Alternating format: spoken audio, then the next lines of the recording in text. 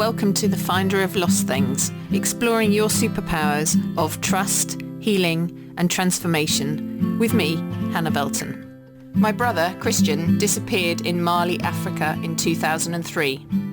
He disappeared without a trace. We lost his story, we didn't have closure, we lost so much. I was fighting and searching to find Christian when actually I just needed to sit in stillness and attract him in. I was so resistant to doing this, but I had to surrender. It's a process of trusting and finding the lost pieces and integrating them. This podcast will uncover the process that Christian and I went on to find the lost things, him, and to find the parts of me that were missing. And we were destined from the start to tell our story into the dark, for we were born to a great white shark. Hello, hi, good evening or good morning. Welcome, come on in. As usual, come and sit round in a circle.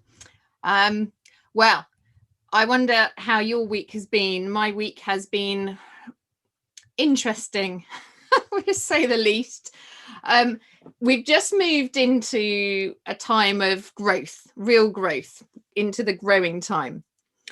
And I don't know how everybody's been affected by this. We've been talking last sort of month, we've been talking about things sort of starting, so awakening and getting some intentions and some plans for the growth time. So it's obviously a time where you're going to be bringing things forward into the growth. But the thing about the growth time is that you have to have really strong foundations for the growth to really reach the potential that you want it to reach. And that means, well, like if you're planting seeds, you need to remove the weeds, you need to remove the stones, you need to have a nice tilth on the soil, you need to plant the seeds in the right place, whether they like sun, whether they like shade, dry or damp soil.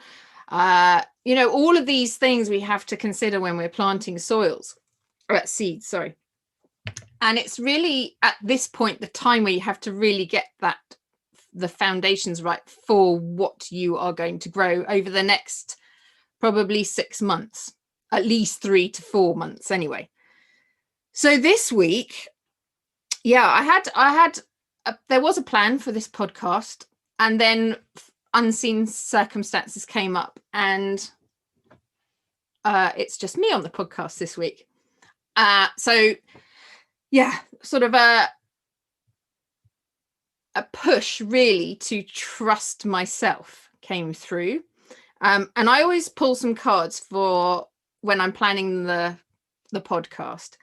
And this week I got, I don't know if you can see him, beautiful polar bear. It's the Hierophant, which these cards, these animal tarot cards, signify me. So I thought this was a bit strange when it came up associated with another guest that I was doing the show preparation for, and then obviously it was actually for me. So I am going to talk to you about trusting yourself. Now, we've talked a lot about trusting the process. We've talked about trusting spirit, but I'm actually going to be talking this week about trusting yourself, and this has a lot to do with the growing time and like trusting yourself that you will be able to create what you want to create. Okay. Now I'm going to tell you quite a few different stories about my experiences. And this has become very clear to me this week, opening up the role that I play and actually getting more clarity on the role that I play.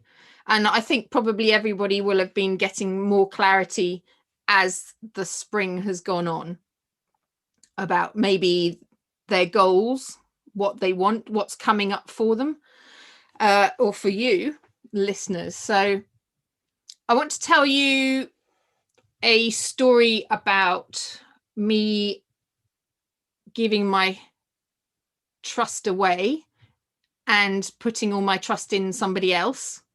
Let's start with that, because I think we do that a lot. We might get dreams, we might get visions, we might get gut feelings, but then we give it away, give our power away, almost our decision making. We give it away to other people just by asking them, you know, what do you think? So we start to doubt ourselves. And self-doubt is a massive, massive barrier to achieving what you really dream of achieving. So when Christian, oh gosh, so this is 2015. Now Christian at that point had been missing for 12 years. And I started to, I'm sure I've told this story before, I started to get heat in my back. I used to feel like warmth in my back, and I would turn around and think, where, you know, there's nobody there. It was almost like somebody had put a hand on my back. I started to not be able to swallow properly, like having real trouble with my throat. And at that point, I had started to talk to people who were involved in spirit through the work that I was doing as a ghostwriter. So I knew kind of these were spiritual signs, but I didn't really know what to do with them. And I knew, like looking back now, I know I was starting to be called. This was definitely a calling to action, because we'd been stagnated for so long with Christian missing. And, you know, my energy was very heavy and I was very stagnated and in grief. And I hadn't even looked at my grief, hadn't even started to begin to unravel my grief and the trauma that was surrounding me. Anyway, I knew enough that I had to reach out to somebody. And I would say the majority of people who have lost a loved one, you start to think, right, how am I going to, you know, find signs of their existence, you know, that they're still connecting with me. You know, you don't trust yourself to be able to do that. So let's go and see a medium. Let's go and see a psychic medium. Let's see if we can get some connection. And that's exactly what I did. I approached a psychic medium, and the first reading that was actually done, I was very fearful, and the reading was not good, and it wasn't really flowing, but it was enough to make me go back again in 6 months time after that. I knew enough that this was the person. I was very attracted to this person energetically, so I knew it was the right person. So I was trusting myself in terms of, you know, when you have a feeling about somebody, we all have that. We all make that first, you know, people make that first impression on us. And I just knew it was the right person. But as time went on, and as we became more and more involved, you know, it became very obvious that I was being led down a certain path. And I began to feel uncomfortable. But I also, my voice is going now, so I kind of also knew that this was all part of the journey. So yeah, I was, and our grandfather was also present in each session that I did. So he was kind of keeping a wary eye on the proceedings. And actually my family got involved because I was giving too much of myself away, and I was becoming more and more uncomfortable. And, you know, on their point, on their side as well, I wasn't paying for the sessions that we were having, but we were getting more, it was becoming more obvious on both our sides that this was not a healthy connection. And when you know something isn't right, this is where you have to trust yourself. You have to trust yourself that what you're feeling in your heart, in your gut instinct, and maybe what your dreams you're having and what visions you're having, you really do have to trust them, and you have to trust your body if your body is starting to feel uncomfortable with everything that's going on. I was essentially, looking back now, in my position now as being able to communicate with Christian and the work that I do now, it was very obvious that I could connect with Christian. It was very obvious that I could be doing all this myself. And that's that point I want to go back to. And I, in my dreams and in my visions, I was actually having visions of cutting ties with this person. And so, for example, I would be, I didn't know at this time what these visions were meaning and what I was actually energetically doing, but I was putting this person in a hot air balloon and letting them go away. And so I was energetically cutting ties. I didn't know where that was coming from. And that's part of the trust, is that and I'll talk about rituals as well in a minute, but anything that comes up for you in terms of actions that you take, of things that you do that you don't know why you're doing them, you don't know where that's come from, like, just trust yourself, because you have a higher, I don't know what to call it really. I mean, you could call it I'll call it a higher Hannah, or a soul Hannah, or a soul, whatever, that knows what you're doing, why you're here. And that higher self is guiding you all the time. Okay, so from my soul, from higher Hannah, I was being given information all the time about trusting myself, the real need to trust myself, trust my feelings. And actually, in the end, I did disconnect from this psychic medium. And it was quite a difficult process. And that was because I could feel the intention on both our sides. And it wasn't a truthful and a pure intention to get involved with me and Christian and what was going to happen later on. So yeah, the lesson there for me was to completely trust my instincts and to trust what was, how I was energetically releasing them. So for example, if you have people in your life where you start to, like you're comfortable around them, and then you start to feel that you're not so comfortable around them,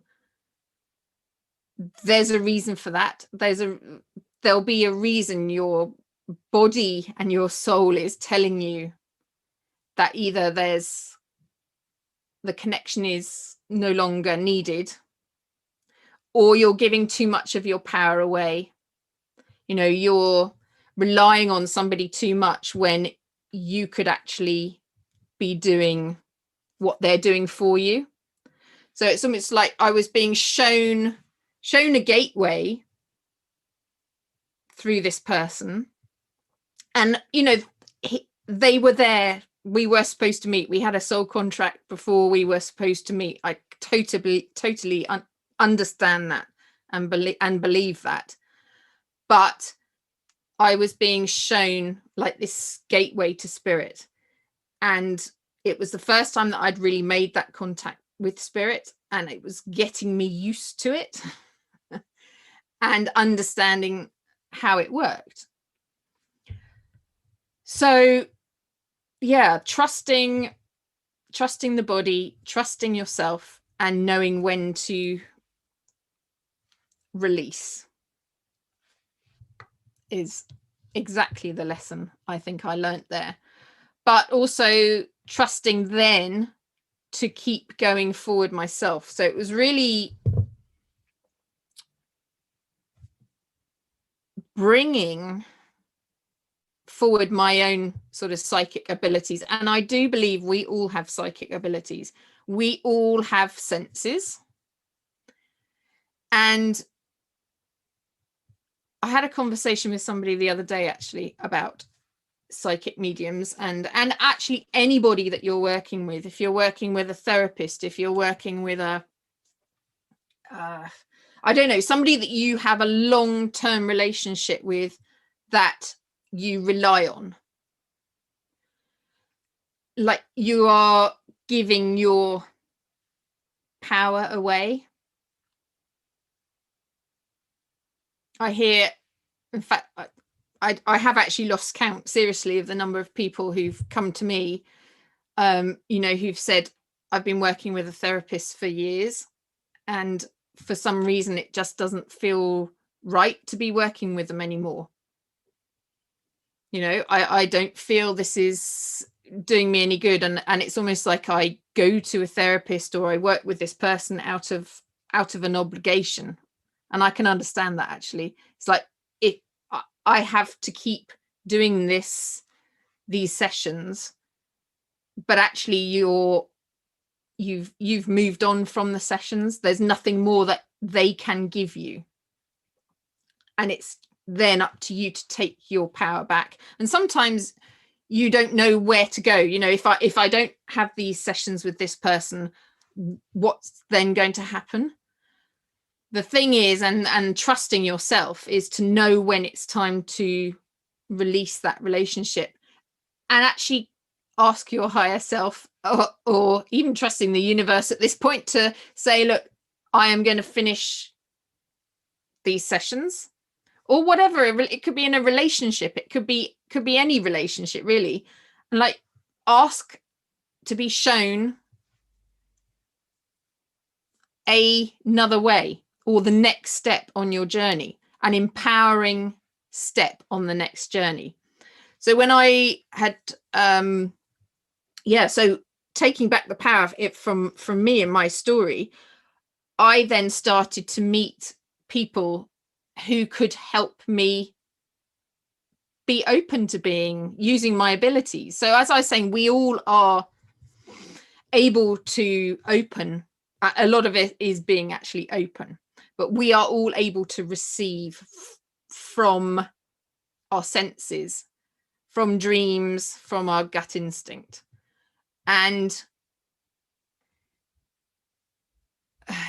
it's really a decision to be listening to these signals. It's like your body's, I always have it shown to me as like your body's an antenna,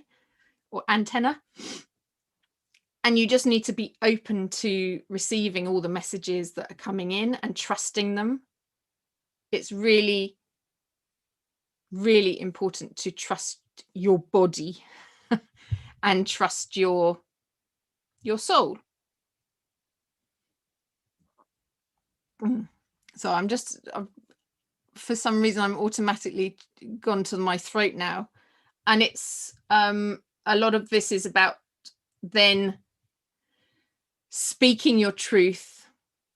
So where's this going? It's like being honest with yourself and being honest with other people, and really seeing what you need.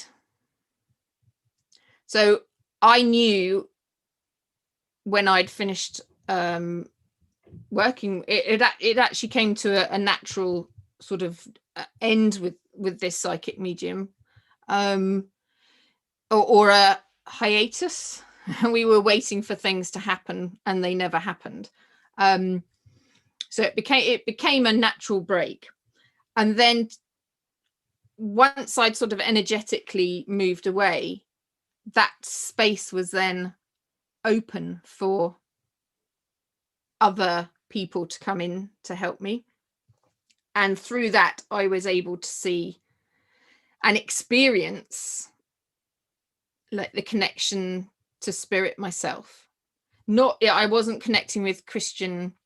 In fact, I was actually at that point. I was then able to connect to him directly. And at the time we thought we were, because we still thought he was alive, we then thought we were just telepathically connected.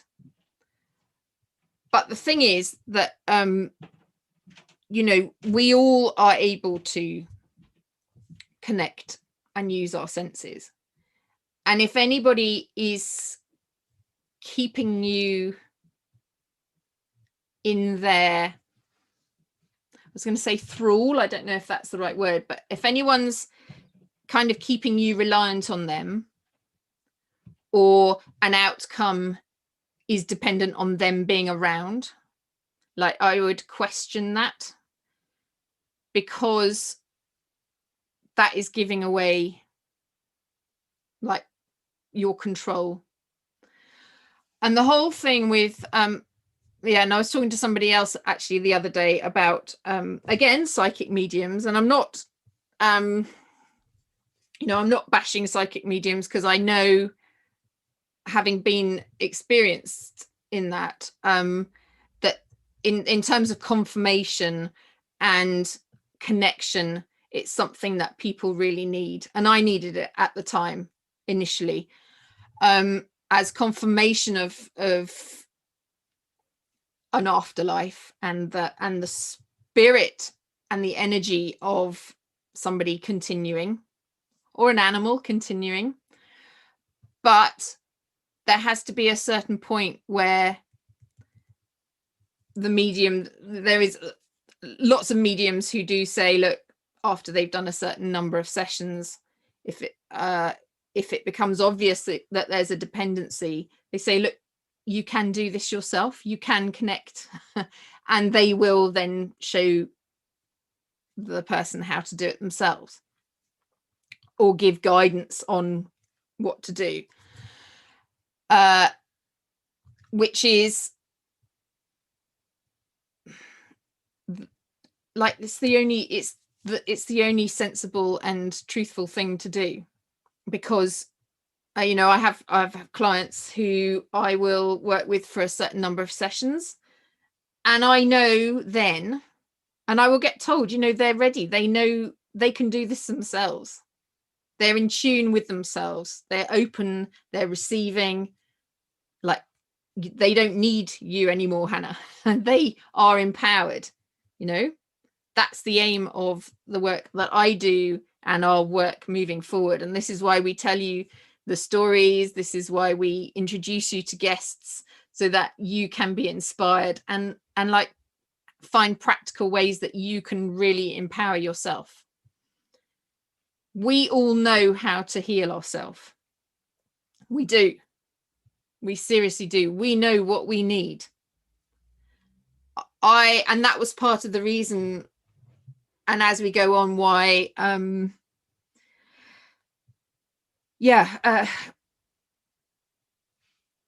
we have to step away from this old way of healing with somebody who knows everything, and you go to them and they do the work for you, or they are able to unpick everything. Really, the person that you go to for help is a support and has done the process and is there as, I keep getting this word of way shower. It's like they are there to show you the way. This is a whole new way of healing that's coming in, and I've been getting a lot of it this week, which is why it's been quite an interesting week for me. So the way of healing is going to change. We have been through the pandemic, COVID. We are still experiencing it, although not so much of the distance or of the lockdown. But the whole pandemic has created, I actually heard saw something, somebody was writing it about, we're going to be needing a national grief strategy to deal with the after effects of COVID, in terms of mental health, in terms of loss, in terms of grief. I'm just hearing now, like, the structures that are in place now are not going to be able to cope with the amount of help that's needed.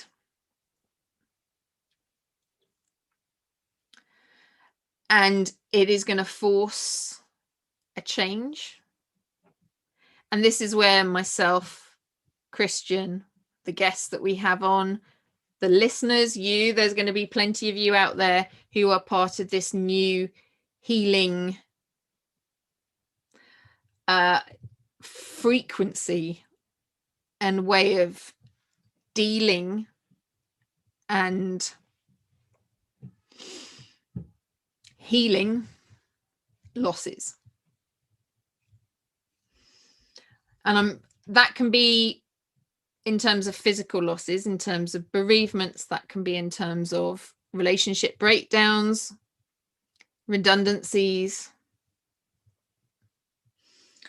all sorts of mental health issues, but also spiritual losses, so soul loss, missing pieces, which is what happened to me when I was, when you have a traumatic loss, when you go through something traumatic, there's something called, I don't know why I'm going into this now, but there's something called, you lose parts of yourself.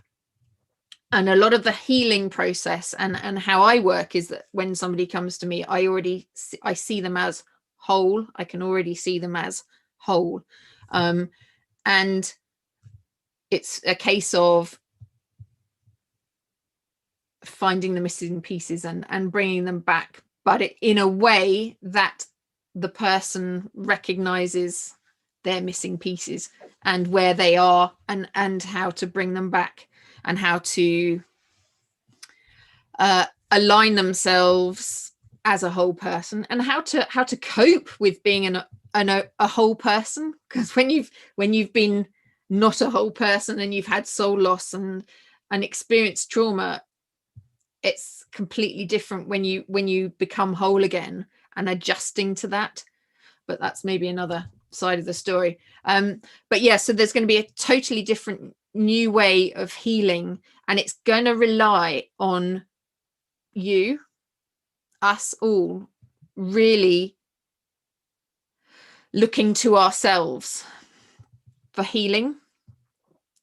So we all know what we need, and we all know rituals, we all know like rites of passages and the way things were done before, and through past lives, what we've experienced and how we've been able to heal before. So there's going to be a lot more emphasis on people having the courage and the determination to actually go on these healing journeys and doing it ourselves and trusting ourselves. There's a huge gap in what we think we're able to do and what we're actually able to do. I know something came to me this week, actually. I remember doing athletics at secondary school and standing at a the sand pit on the long jump and waiting my turn and thinking, you're going to be able to do this, Hannah. Like, just trust your body. You're going to be fine. And I wasn't particularly, maybe I was nervous and thinking, oh, you know, doing this in front of everybody and I'm going to fail at this and what have you. But something in me was saying, you're going to be absolutely fine. Trust your body. Like your body, actually something else came up today, like your body is a robe to house your spirit. Okay. Your, like, this is what you wear in this life. This body carries you. You have to look after it. You have to nourish it. You have to trust it. You have to trust that it can look after you and it can be the vehicle that you use in this life. You've come here to, I don't know where this is coming from, but you've come here to achieve something. It could be healing yourself. If you're listening to this program, it's more than likely you're not here just to heal yourself, but you're here to heal other people. And you're here to be part of the new healing paradigm, the new way of healing that's going to start off small and it's going to grow into something that will replace traditional ways of healing.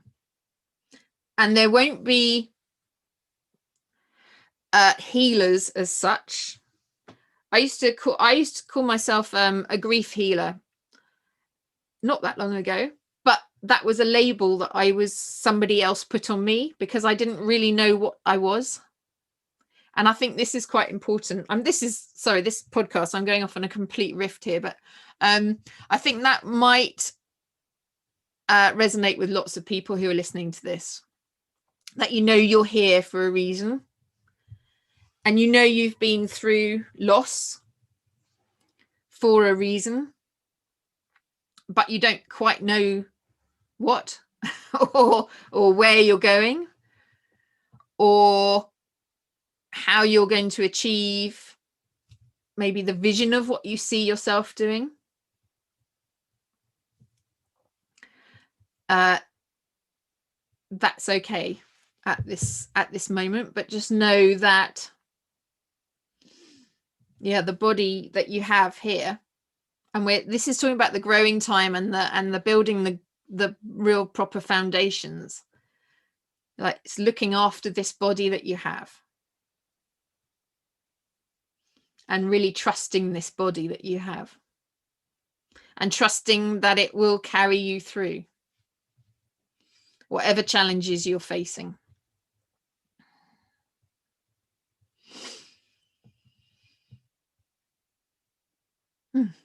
I've just there's an owl picture on the other wall opposite me. My eyes have just really latched onto it. Now owls to me are all about inner wisdom, inner knowing, and I guess we're going to be talking here about again that inner wisdom and that inner knowing. And this leads me onto another subject. Well, no, it's still part of the same story. But when I found out about Christian, so I was actually with a shamanic practitioner and we were working together. We'd been working together actually for about, quite a long time actually. But she was being trained and I was like her guinea pig. So this lady stepped in after the psychic medium actually, and she and I went on a journey together. So we were equal. So she was leading gently, but I was also learning at the same time, and we worked on each other, and it was a very reciprocal arrangement, and it was a beautiful relationship, beautiful energy exchange. And that's when you know that you're working with the right person and you're learning and growing and finding your lost pieces, because again it is like our skills and our abilities that we have They might be very buried. You might have caught a glimpse of what you're able to do and been scared by what you can do. That happens a lot. I get a lot of people who come to me and say, you know, I started to see things, or I started to experiencing things, and it's like frightening. It's unknown. I don't know. I don't want to open the door on it. But if you have the right support,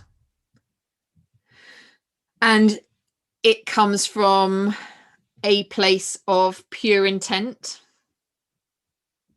and love, and you click with the person and you feel comfortable with the person, that is a fair energy exchange, and that is the feeling that you want when you're working with somebody. So I think the new way of healing will be like, you will work to heal yourself, but you will do it in a support way with other people. So it'll be more sort of like a community effort where you're all helping each other, supporting each other. I have I'm being told to tell you this. It's this week I've actually initiated, in fact it's all come together beautifully, but I have initiated the beginnings of a new product which will be part of this new way of healing. And I guess by the end of this podcast it will be ready or it will be certainly in production, which is an extremely exciting thought. But yes, so going back to when I found out about Christian, I was ready, and I'd been working with this shamanic practitioner very much in a reciprocal relationship. And then I was confronted with this: what am I actually going to do with the knowledge that, number one, Christian's dead, and number two, I'm communicating with him, we are having a reciprocal relationship. And then it's this goes back to the, you have an idea of, you've been through a loss, or you've healed, or you've been through some sort of transformation, and you're here for a bigger purpose, like what. And the big question then at that point was, after we'd sort of told our nearest and dearest, was, how are we going to use this? We haven't been through all of this experience for nothing. And again, you have to trust yourself. It's all this thing about trusting yourself before you can trust. I had to trust in my abilities and really go on I would call it now as like an apprenticeship. So I started offering my services, just starting to do tarot readings and things like that, and intuitive tarot readings. And I was opening myself up very, very small but very deliberate steps to the pathway that was opening up in front of me. And I, at that point, was very much trusting of Christian and our relationship. And he was kind of encouraging me, and it felt right. We keep talking about like trusting your feelings, and it felt right to be taking these little steps. It was frightening in terms of, this is something very new. This is not what people know me for at all. I mean, I was a writer. I live in a small village. My kids go to the local primary school in the village. Like I was known not as what I do now, not in the slightest. And that was a big hurdle to go over, because I had to trust that this was the right path for me, and my body was telling me that I had no choice. I had no choice but to do this path. And I actually, once I was doing the readings and getting into the flow of what I was doing, I absolutely loved it. And it was fun, and it felt like really beautiful, and I felt at home doing it. And this is trusting This is trusting the pathway, trusting your body, and also trusting that you, whatever you're being asked to do, you will know how to do it. I mean, when I was doing the trance mediumship with Christian, we were doing it on live Facebooks, and Christian was telling me, like, you're going to be fine doing this. You know how to do this. And I was like, I've never done this in my life, and I'm now doing it live on Facebook. You can see all the films, by the way, on our YouTube channel, The Finder of Lost Things. There's a whole 30 film playlist. But it felt really right doing them. It feels right, like doing these podcasts. You know, some, like, before I came on, I was thinking, I don't really know what I'm going to say. But once you get in the flow of it, and I'm trusting myself to be able to do this, it's like I'm being shown, it's like putting on a comfy pair of shoes. It's like, you know how to do this. So if you're being asked to do something and you're thinking, I don't know, I don't think I want to do it, just take small, little, deliberate steps, and know that it's this is an old saying, but I always get it all the time. It's like, remember, it's a marathon, not a sprint. Like, what you're here for will become gradually clearer, and you will be shown the steps. So if there's things that I've done in the last couple of weeks that I've been putting off for a long time, and I've finally been pushed to actually do them, and that's felt like the right time. So that's another thing. Actually, I have a lot of projects on the go, and I have had for many years. Actually, the podcast is obviously one of them, but these projects that I've circled in amongst these projects for years. So I would do a little bit of work on one project, and then it would all kind of finish, and then I'd go to the other projects and do a little bit more, and then it would finish. So I was rotating between these. There were 3 or 4 projects, and I was getting really frustrated because I was thinking, why is this project really not coming to fruition? Why is it not, why are people not joining this? Why can I not just get this publishing deal? Why can I not and asking those questions, why is this not happening? Why is, like, you're giving up your control of the situation.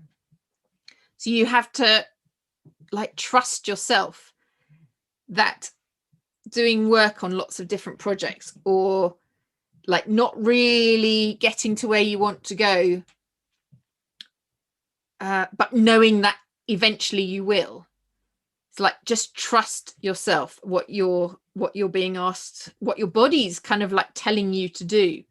Because this week I can see, like, it's all just suddenly come into like, all these missing pieces have suddenly come together, and I can see how all the different projects that I've been working on are all going to come together under one umbrella, and it is all to do with this new way of healing.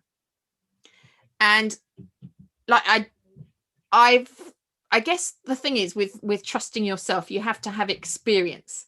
Like, going back to the sandpit, where I was thinking about this long jump that I was about to do. I could do the long jump. It wasn't great, but I could do it, and I was pretty good at it. And actually, my son's just is pretty good at it too. He's doing all sorts of high jump and long jump that I was pretty good at. But like, I listened and I was like, yes, I can do this. And then, having been able to do it, that is giving me confirmation. And trust is, like, I keep saying this as well, trust is like a muscle. You have to keep testing it and pushing it to build up the strength. Once you have trust in yourself, you then also start to have more trust in other people. That's just the way it is. Yeah, so other people. So going back to that, I was doing like tarot readings for people, and I was getting more and more confident, and more and more people were coming to me, and then I started to get clients who I would start with intuitive tarot readings, but then I would start to get energies come in, and I would be able to manipulate energy, and I'd be dealing with past lives, and there was a awful lot more that was coming, and I was just able to do it. I was trusting that I was able to do it, and that was putting myself, like, being open to people coming in, and then trusting that I would be able to deal with whatever came at me, and I would be able to know. So that owl, it's like the inner knowing. You do know these things. You do know how to heal yourself. You do know how, what you need. You know what you need. And it's very easy to dismiss this, like the self-doubt, listening to other people. And yeah, like, I got to a certain stage actually when I was just beginning to do the intuitive readings with people. I was always waiting for feedback, and that again was giving my power away. And I several times I got really was self-doubt element, and questioning, was I doing this right? Was I giving them the right thing? It's like I was wanting feedback from the person that I was actually saying the right things that they wanted to hear, when actually the work that I do, often people don't want to hear what is coming in for them. I know they're ready to hear it, but you get that. I like when somebody told me that Christian was dead. It's like, I don't want to hear that. Thank you very much. So you get a lot of sort of ego reaction. But I trust that whatever I get now, is what the person needs, and will empower them to be able to live their true potential. But at the time when I was waiting for feedback from clients, it was like, oh, this is too difficult. I'm just going to retrain as a plumber. I had that all the way through in the early stages. It's like, I just don't want to do this anymore, but I couldn't not do it. Like, every time I said I don't want to do it anymore, and it would go quiet, and then the phone would ring or an email would come in, and I just had to keep going. I had to keep learning my trade, almost. Think about it as that. And as time went on, I was completely the trust in what I could do was confirmed, and in a way, the results that I was getting with people, and people were getting through working with me. So it was a two-way thing, because I always learn. I'm sure anybody who's listening who's in a healing environment, you always learn from the person that you're working with.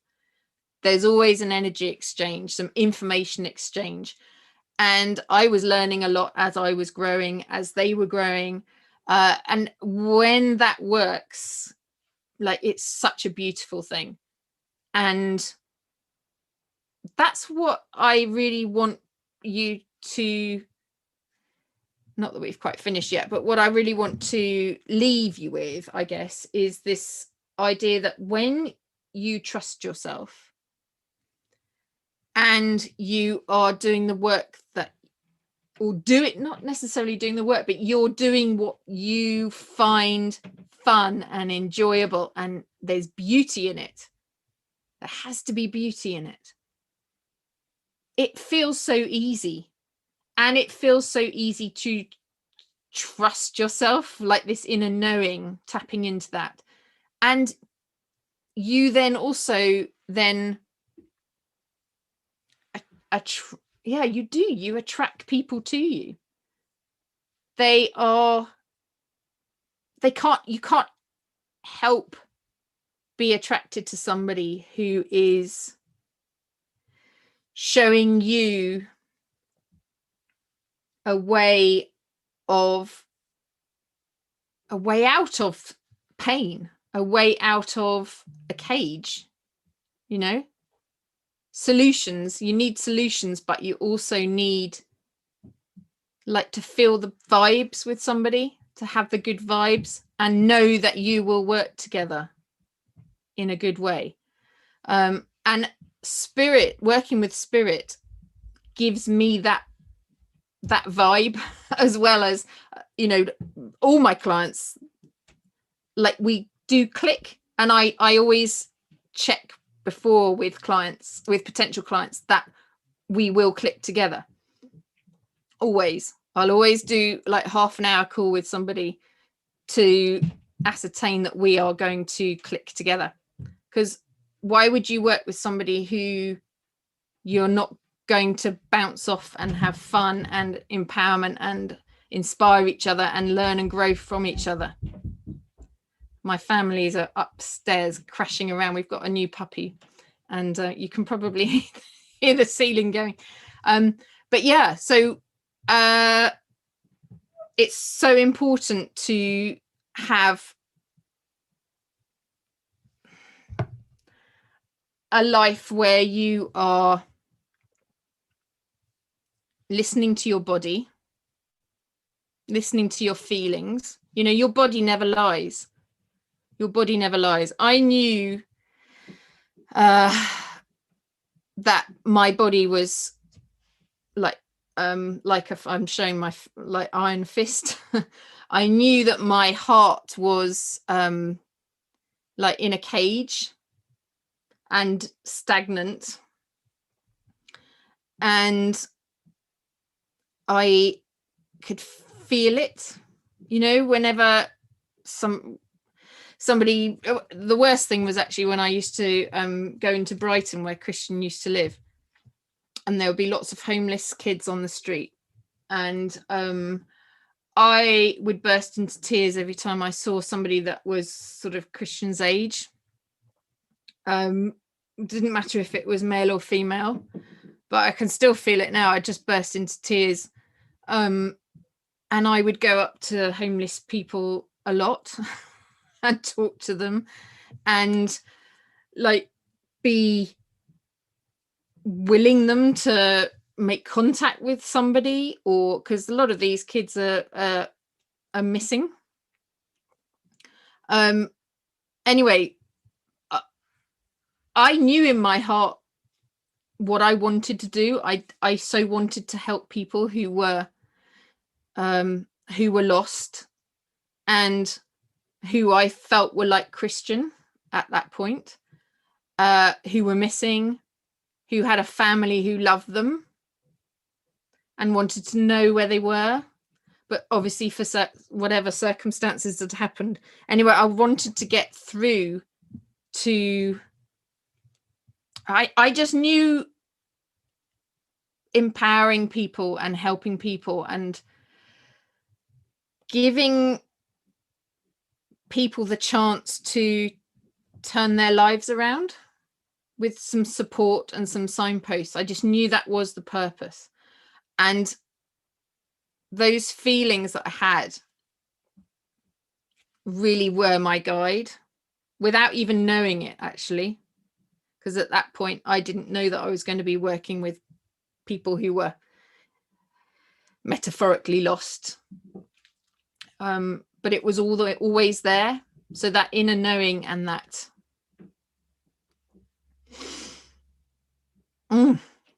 like we all know what we're here for, but we need to have silence and openness to be able to find that, to really listen. Yeah, listen to your gut feeling, listen to your heart, and watch out for your dreams and any sort of visions that you have, because they are clues. They are clues. And your higher self, your soul self, is willing you, absolutely willing you to go on the pathway. And you're going to have people who, like friends, family, who will try and dissuade you from going on the pathway that you're going. But you just have to keep going, because if this is what you're here for and what you're what you really have to trust in, like you won't be able to back away from it, because it will keep coming at you, and it will keep coming at you, and you'll keep getting little signposts. And honestly, it's like taking those little steps and trusting your abilities, trusting that at the crunch moment, when you're standing on the top of a cliff, which I've been shown a lot recently, when you're at the top of a cliff, you just have to jump and know that your wings are going to suddenly work or unfold. Yeah. I was going to say it's as simple as that.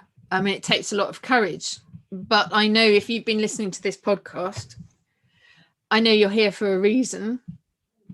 And I know that you're perfectly capable of whatever you're being asked to do. And you just have to trust. And you might need a bit of confirmation at first, like I did. Certainly, I had the psychic medium, plus I went to see a spiritual artist who drew pictures of Christian, and my spirit guides. And, you know, I've been supported all the way along by certain people, certain groups as well. And it's really just opening yourself out to finding those people that you resonate with, that you click with, and trusting yourself that you know they're the right people for you. And also then trusting when the time is right to move on. I think that's about all I need to say. So I hope you got something from that about trusting yourself. Next week, I do have a guest. She's a lady called Karen Anderson, and she's a pet loss specialist. But also, interestingly, she denied her gifts for a very long time until she finally went into doing the work and openly standing and doing the work that she does now. So I'm looking forward to meeting Karen next week. If you have any questions for me, do come along to the Finder of Lost Things podcast.com, and there's a facility there where you can ask questions. Might be interesting to see what's coming up for people. And if you want to get in touch with me, that's where you would do it too. Okay, lots of love. Thank you very much for listening, and have a lovely week, and I'll see you next week. Bye. Thank you for listening to the Finder of Lost Things. I think we've been triggered so long and so hard by COVID, and it's going to carry on. People are getting used to stillness, and they're getting used to more solitude. But how do you use that time for the highest good? This process that we're going to explore will bring back the joy and purpose to life. That wholeness, you know, that sort of harmony and flow and togetherness. People are really ready to find their lost parts now. You can find me at hannahvelton.online.